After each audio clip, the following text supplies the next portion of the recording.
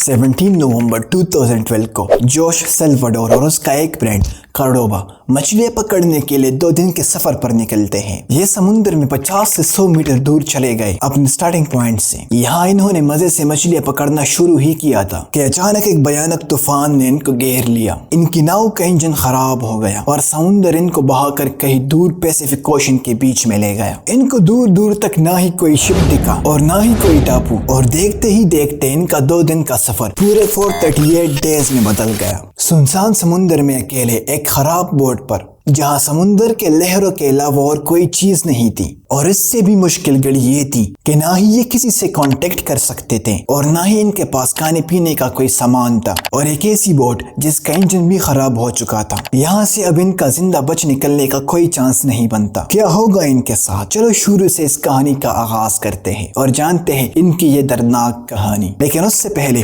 Video को like, share और channel को सब्सक्राइब जरूर से कर देना। तो हुआ कुछ यूं कि 1975 को मचेरो के खानदान में जोश सेल्वाडोर पैदा होता है। बचपन ही से सेल्वाडोर ने मछलियां पकड़ने का काम सीखने के लिए अपने फादर के साथ काम पर जाना शुरू किया। जब सेल्वाडोर बड़ा हुआ तो वो मछलियां पकड़ने के लिए 2 से 3 दिन के सफर पर निकलता अपने ग्रुप के साथ, आम रूटीन की तरह। 17 नवंबर 2012 को भी सेल्वाडोर अपने फ्रेंड कार्डोबा के साथ मछलियां पकड़ने के लिए सफर पर निकले अपने होम टाउन मेक्सिको से। ये कुछ मीटर दूर ही गए थे कि अचानक इनके साथ कुछ ऐसा हुआ जिसका इन्होंने सपने में भी सोचा नहीं था। ये फिशिंग ग्राउंड पहुंचे ही थे कि एक भयानक तूफान ने इनको घेर लिया। अब जिन लोगों को नहीं पता कि फिशिंग ग्राउंड क्या है, उनको बता दूं कि फिशिंग ग्राउंड उस जगह को कहते हैं जहां मछेरे मछलियां पकड़ने जाते हैं। इस भयानक तूफान में इनकी नाव का इंजन खराब हो गया। इस वक्त ये बहुत सहमे हुए थे कि इनके साथ आखिर ये क्या हो गया। जब तक ये नॉर्मल होते उससे पहले इनको एक और खतरनाक झटका लगा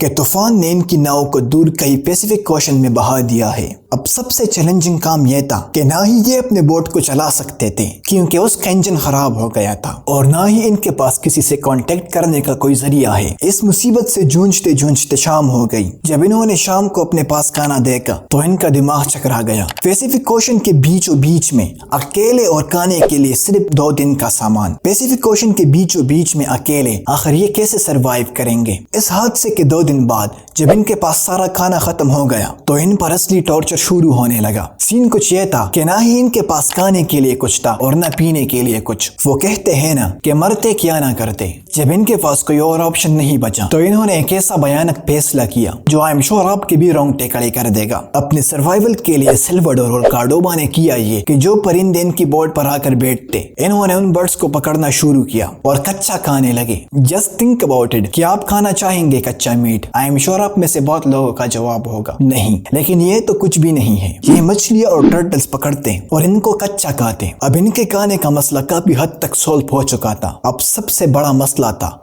पानी का। समुद्र का पानी पीने के लायक नहीं होता, इसलिए सेल्वाडोर ने किया ये कि जब कभी भी बारिश होती ये उस बारिश के पानी को बॉटल्स में स्टोर करते। लेकिन जब ये पानी भी खत्म हो जाता तो इनको मजबूरन टर्टल्स का खून पीना पड़ता पानी की जरूरत को पूरा करने के लिए, जो कि सुनने में काफी वियर्ड लगता है। इस पॉइंट तक ये इतना मेंटली टॉर्चर हो चुके थे कि इन्होंने सुसाइड तक का प्लान बनाया था, क्योंकि ये अब मजीद ना ही कच्चा मीट खा सकते थे और ना ही पानी की जगह खून पी सकते थे, वो भी ऐसी तपती धूप में जहां वैसे ही बंदे का पापड़ बन जाता है। इन्होंने एक एक करके बहुत सारी मुश्किलों का सामना किया। अब बारी थी सबसे मुश्किल मुसीबत का सामना करना। इस झुलसती हुई गर्मी ने इनकी स्किन को जलाना शुरू किया और ऊपर से डिहाइड्रेशन का तड़का अलग से लग गया था, क्योंकि जाहिर सी बात है जब बंदा धूप में बैठा होगा तो उसको डिहाइड्रेशन तो होगी ना।